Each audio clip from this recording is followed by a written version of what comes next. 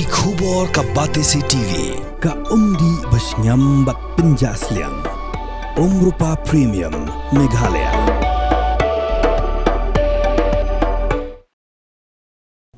UMLA ka UDP na mausanam constituency uba ulan sing Suiñ ulaong bakaroy kapar baka Jingtei ka may maryang kadibanya ringkat haba penpauru ya ka jing sngokya halo ka jing persang Jong ka sarkar bansna ka Jingtei haka daulen nong Lumpongdeng hapung umnyam haka jingkran bekilat patai khubor uba Suiñ ulaong kat kung ka jing yo i Jong u ka sarkar ka don buon kilat klinti nakabentaban penne ya ka maryang haki babun kiliang kanang bakan kata ya ki pateng ki bansawan.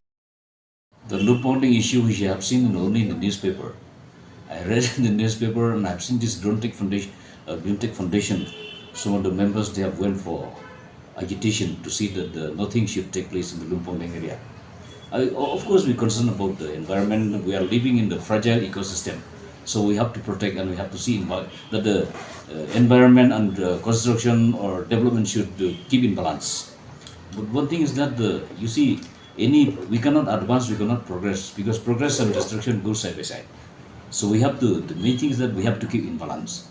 We should also see that the environmental impact should not give a negative impact in the ecosystem, because I have seen that the government has many approaches for the maintaining of this environmental balance, ecological balance in many aspects.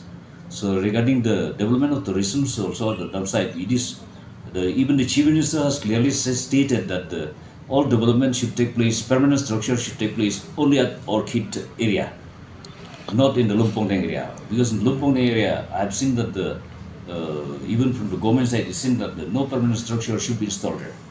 Because why? It is they are going to maintain the ecological balance so that the future generation should not suffer.